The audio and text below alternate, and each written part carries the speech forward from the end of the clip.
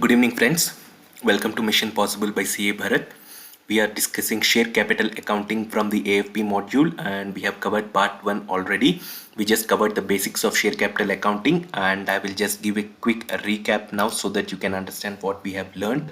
So yesterday we have learned about the different types of capital, and that is very much important, friends. You must know the different types of capital.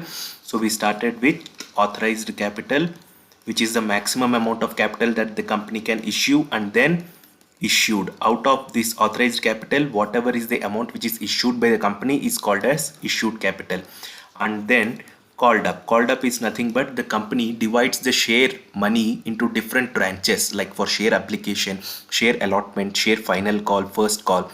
So whenever the company calls up the call, that amount is called as called up. It asks the shareholders to pay the money, and whatever is the paid money by the shareholders in this called up capital, that is called as paid up capital. Okay, so these four are very important. And apart from this, we also learned something called as reserve capital and capital reserve. So capital reserve is something which mainly belongs to capital profits, that means sale of assets, whereas reserve capital is that part of your capital which the company doesn't call till the winding up of the company. For example, out of the total 10 rupees, the company has called up only 7, so 3 rupees is nothing but the company has decided to keep it as a reserve till the winding up of the company. When the company decides to close, or when the company decides to wind up, it can ask the shareholders to pay this 3 rupees. So it is just like a reserve for the company. Both reserve capital and capital reserve are two different terms. Do not get confused. And after this, we saw the journal entries. So what did we learn in the journal entries? We just learned that there are temporary accounts called as share application account, share allotment account, share call account. All these are temporary accounts, and ultimately it gets transferred to share capital. Share capital always appears in your balance sheet liability side, that is credit. And the ultimate entry for any of these share money or share application will be nothing but bank account debit to share capital. Okay, to share capital credit. This is a liability, that's why credit, and bank is your asset, and that's why debit balance. So the ultimate entry will be this, but these accounts will be used for temporary entries, and ultimately this entry will be transferred to your share capital account. So today we will learn a bit more deeper into the share capital accounting in times of premium and in times of forfeiture of shares. So this is what we discussed yesterday, a basic sum. So today we will learn more about premium. As I said yesterday, these 5 points are very important. It can come in MCQ. They will ask you for what purpose the shares premium can be used, and only these 5 purposes the premium can be used. Premium is nothing but over and above the value of the share. For example, if the value of the share is 10 rupees, and because the company is performing good, or because there is good hype in the market, the premium is also issued. So assuming that 2 rupees premium, so 12 rupees. So this 2 rupees is nothing but an additional benefit to the company. So this premium can be used for the following purposes. So what are the following purposes? One, for fully paid up bone up shares, preliminary expenses, writing off the securities issuing expenses, and for providing the premium repayable on redemption of preference shares, and for buyback of its own shares. Only these 5 purposes. It can definitely come as an MCQ, so please have it in your mind. So security premium can be collected along with the application money, or with the allotment money, or first call, final call. It depends upon the company's judgment about what it wants to and when it wants to collect the premium. Okay. And if the question is generally silent regarding the securities premium, it is assumed that it is collected with the allotment money. So now just let's quickly run through this example. Vikram Limited issued 20,000 equity shares of 10 each at a premium of 3. And so 10 plus 3, so total is 13 rupees. So you should immediately calculate in your mind, or you can use a paper and just write down the variables, because it will help you to give some clarity. So allotment 5 rupees. Out of this 13, allotment is 5, first call is 2, final call is 2, and application is 4. Okay, so total 5 plus 4 9 plus 2 11 plus 2 13. So it matches with your total value. So you should always keep these rough calculations in your mind. And he says that allotment includes premium. So this 5 rupees includes premium of 3 rupees. So allotment is 2 rupees and 3 rupees is your premium. Total 5 rupees. This also you should note down in your mind. So see, the first entry is always the same. We will pass an entry for receipt of money, because first step is receipt of money. Then only we will be able to know that shareholders are interested and they have subscribed to the application of our company. So bank account, bank debit, equity share capital credit 80,000. 80,000 is nothing but the amount of 4 rupees which we calculated for share application, right? So 4 rupees into 20,000 is 80,000, and then the second step is nothing but you will immediately transfer this to share capital. As I told you that this is a temporary account, it always needs to close out, so it will be transferred to equity share capital. Equity share capital credit, this goes to your balance sheet. So this amount is same. And then equity share allotment. So we will pass an accrual entry. As I told yesterday, only for application first bank entry will be there, because we need to know how much money is received and how much people have shown interest in our subscription. And for allotment, we need to first pass an accrual entry based on the accrual concept of accounting. Generally the company gives time, like before on this date you should pay the allotment money or the share first call money or the final call money. So on that date the company will receive the money and we can pass the banking entry or the cash receipt entry on that date. So first we will pass the accrual entry and then we will pass the cash entry. So for allotment here again it is the same concept. Accrual, equity share allotment debit, equity share capital credit, and securities premium reserve. This is an account which we need to create even using securities premium. When there is premium concept in the question, so it will go to an account called as security premium reserve. It will also be in your balance sheet only, but it will be not clubbed with your capital. It will be shown separately because its users are separate. The way or the purpose for which securities premium are used are different, what we learned just a few seconds ago. So we have to show it separately. So the accrual entry will be equity share allotment debit. Allotment debit because this is a temporary account, friends. If you see the next entry, this allotment will get cancelled. You know, this is a temporary account. This will get cancelled here, if you can see. So equity share capital directly 40,000. Okay. So here we pass second this entry, whereas in all the other cases, the first entry is your accrual entry. Not so relevant for your exams. You focus on debit and credit, friends. Okay. So equity share allotment debit and equity share capital credit 40,000. 40,000 because 2 rupees is the allotment money and 3 rupees is the premium money. So total premium is 60,000 and capital is 40,000. If you see the next entry, bank account fully 1 lakh because the shareholder pays total of 2 plus 3 5 rupees including the premium. So bank to equity allotment. So this equity allotment debit here and equity allotment credit here will get knocked off, friends, will get knocked off. So the ultimate entry, as what I said earlier, it will always be bank account debit to equity share capital credit. But here one additional account is being added because we need to show securities premium as a separate account or as a separate journal entry, and hence we cannot club it with share capital. Please keep this in mind.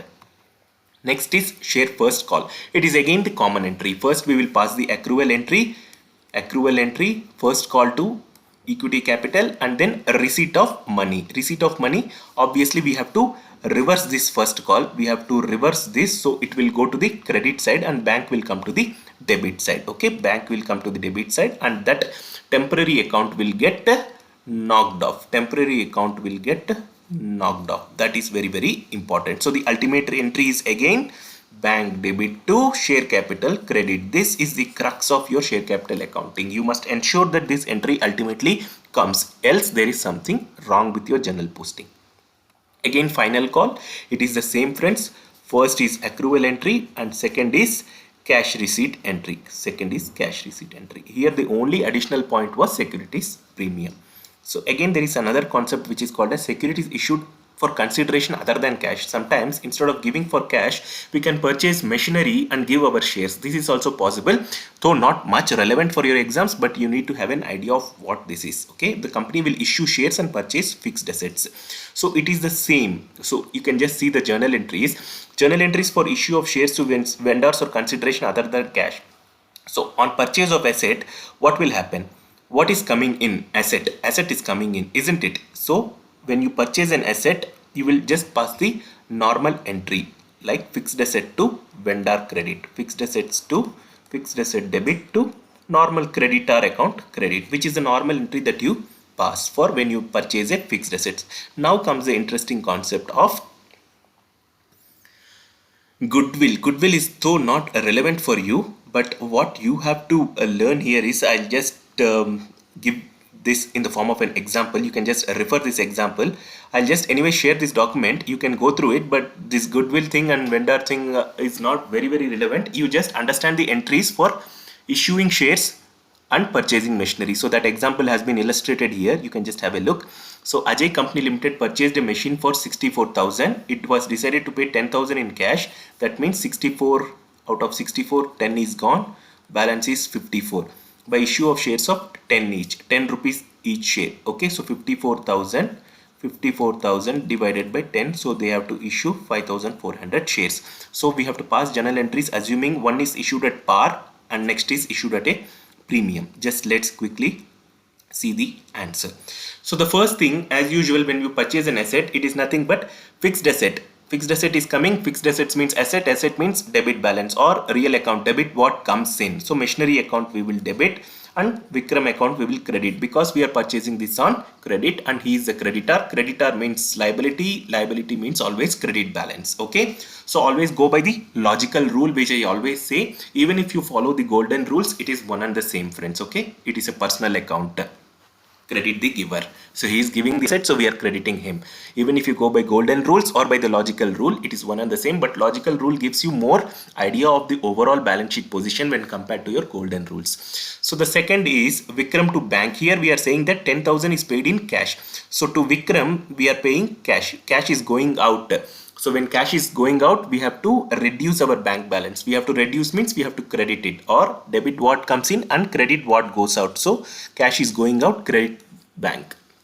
Vikram account we are reducing by 10,000. So balance is 54,000 which we need to pay to him. So what we do, we have to settle his account, right? So again Vikram to share capital. This entry is passed. Nothing, just as simple as that, because he will not pay us money. He has already given us a asset. So if you look at the balance sheet in this situation, it will still be the same. On the asset side, you will have a fixed asset worth 64,000, and on the balance sheet side, you will have your reduced capital. That means you will have your capital for 54,000. 54,000. Because 10,000 has been paid in cash, right? So ultimately it is going to be one and the same. Instead of cash, he is giving you a fixed assets, and this is how you just need to pass your entry, because the total liability of the creditor is 64,000 and we have decided to issue only 54,000 shares and then balance 10 in cash. So 54 plus 10 gets 64. This also gets knocked off. So ultimately your balance sheet will tally. That is what you need to understand here. Next is when shares are issued at a premium, assuming the 2 rupees premium. Here again, this 54,000 is something which will not change, because that is a fixed value. The value of the machinery will not change, but you have to split the amount of share capital into premium. So just like what I have explained in the previous example, assuming 2 rupees per share.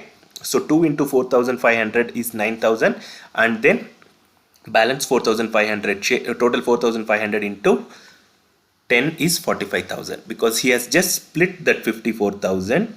He has just split that 54,000 into premium and capital account. So that is what is mentioned here. Whenever premium is given, you just need to split it. You cannot club it with your equity capital. You need to show it separately. So that is the essence here, friends, right? So this is the example when we purchase machinery and issue shares. Everything is same, but instead of bank, here share capital will come. That means we will not receive any money. Instead of bank, fixed asset will come, and on the balance sheet side, as usual, we will issue share capital. So both the debit and credit will obviously get tallied.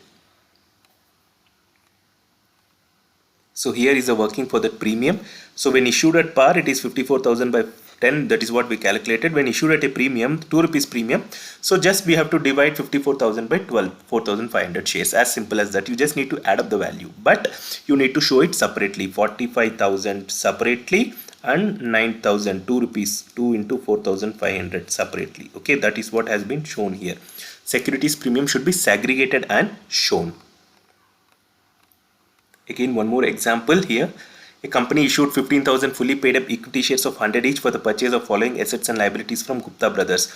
plant, stock, land and building, sundry creditors. So he has purchased these many assets, and he wants us to pass an entry. Simple.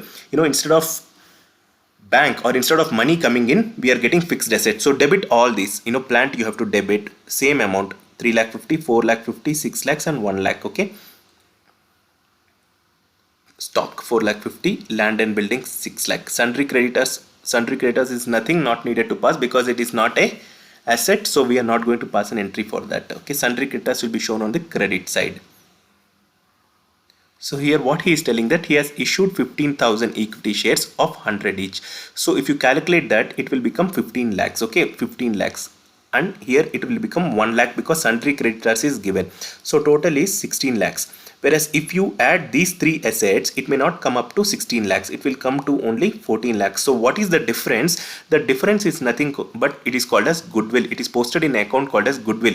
If you remember in balance sheet, I have told you that in asset side, there is something called as intangible asset. Intangible assets, right? Intangible assets means your goodwill, brand, royalty kind of thing, trademark, patent. All these are called as intangible assets. Why intangible? Because we cannot touch them or we cannot feel them. So if we cannot touch them and feel them, how does it come into the balance sheet? This is how it comes into the balance sheet, friends. So whenever we purchase something and the consideration is lesser than the amount that we ought to pay, then the difference is adjusted in an account called as goodwill account. So that is how it generally comes up in your balance sheet. But whereas for trademarks and patents, we generally purchase it. Only in case of goodwill, it is always a balancing figure because that is what is written here. You can see BF. BF means nothing but balancing figure. So whenever we purchase something and the consideration is lesser, then the differentiated amount is sent to an account called as goodwill account.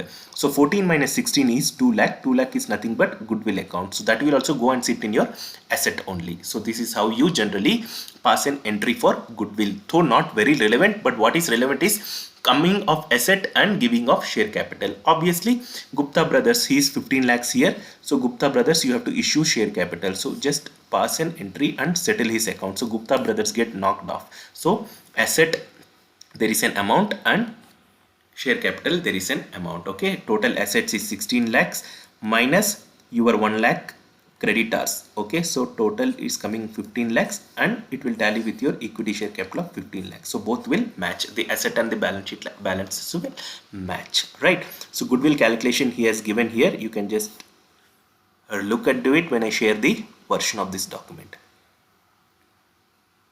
Next is Beta Limited issued 40,000 shares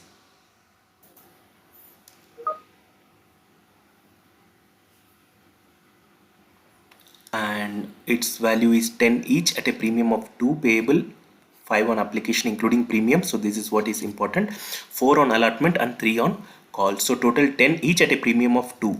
So 10 plus 2 is 12 and it is divided as 5 on application including premium. So this 5 is nothing but 3 plus 2. So you should immediately make this mind calculation, and then 4 on allotment and 3 on call. So total 12. Okay, it matches. So now you have to pass entries assuming that applications were received for 50,000 shares and applicants for 20,000 shares were allotted in full. This is one case. Applicants for 20,000 shares were allotted 20,000 shares. That means pro rata allotment. Okay, so 25,000 shares but only 20,000 shares were allotted. That means it will be proportionately calculated. For those who apply 2 shares, they will get only 1 share. So it will be calculated pro rata basis. Applicants for rest shares were allotted nil shares. So out of total 55,000 shares, 20,000 shares, 20k were allotted in full, and applicants for 25,000 shares were allotted 20k shares, and applicant for rest shares were allotted nil shares. So this is the kind of treatment which they are asking you to pass the journal entry. So now we will check how to calculate this working.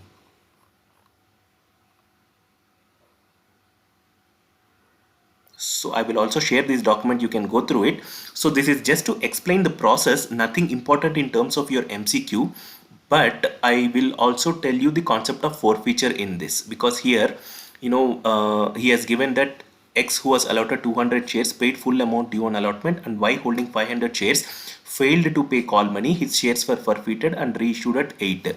So his shares were forfeited and reissued at 8. So this is important. One is forfeiture and another is reissue. In forfeiture, what happens now? For example, total 10 rupees, just like how it is shown above, 4 rupees, 3 rupees, 3 rupees. So the shareholder would have paid 4 rupees, and when we ask him to pay the 3 rupee, he doesn't pay. We will give him time, but he still doesn't pay. So this 4 rupees will be forfeited. That means we need not refund this amount back to the shareholder. It is a kind of gain for the company. So that forfeiture amount will be there with the company, and also the company is eligible to reissue the shares. So again, the company can either choose to issue the shares at 6 rupees, that means balance, or it can even issue at a higher price. It can issue at a higher price. In case it issues at 8 rupees, it means, so the balance difference between 6 and 8, 2 rupees is nothing but premium. So we should always remember that shares can be issued again at a premium, and especially if it is forfeited shares, then it is even more possible to issue the shares at a premium or even at a discount. You should always remember that discount is generally not allowed, but for forfeited shares it is allowed. That means you already have 4 rupees gain, so instead of reissuing at 10 rupees again, you can issue at a 6 rupees. So 4 rupees will be adjusted from this gain, friends. Hope you understood. I will just once again explain this through the help of whiteboard. So this concept is important, and anyways I will just take one more part of this video because this is not going to end now. So the concept here is, friends, out of total 10 rupees, 4 rupees for share application, 3 rupees for share allotment, and 3 rupees for share call. Okay, we asked the shareholder to pay 4 rupees and he paid it. But when he asked the shareholder to pay the allotment amount, he didn't pay. So what happens to this 4 rupees? This 4 rupees is company's money now. It won't be refunded back to the shareholder. So this 4 rupees is company's money now. So this is nothing but the forfeited amount. Whatever is the paid amount, that is the amount of forfeiture. Because that only you can forfeit. That is only your gain. Now comes the concept of reissue. Okay, reissue of the shares. Because he has not subscribed, we have the option to reissue the shares. So again, the same share of 10 rupees you can issue at 10 rupees, you can issue at 12 rupees, you can issue at 6 rupees. This 6 rupees is very critical, because what we have learned in yesterday's chapter, that in general a company cannot issue shares at a discount on its face value, but the only exemption is that when the shares are forfeited, the company has an option to issue at a discount. Why? Because already some company has some money in terms of gain. So if now it chooses to issue at a discount of 6 rupees, then the balance 4 rupees will be adjusted from your forfeiture account. It will be adjusted. That means the forfeiture amount will be set off against this discount. So the forfeiture and discount will be set off. Ultimately, this will become 10 rupees only. So this option is allowed to the company. So this is the concept of forfeiture and issuing of shares, forfeited shares at a discount. So in this sum we will learn more about this. So for now I'll just end this video, and I will make a third part of this video so that I can explain the concept of forfeiture much more clearer and better. And with that, I think we can end this chapter. It's just a few more sums, and thank you for watching my video. Please do stay tuned to our Telegram group. We have been posting a lot of quizzes every day on different topics, and also if you can have any doubts you want to resolve it, you can always ping me in my Telegram group, or you can DM me. And please do share about this YouTube videos as well as the Telegram channel to as many friends as possible. Thank you very much and stay safe.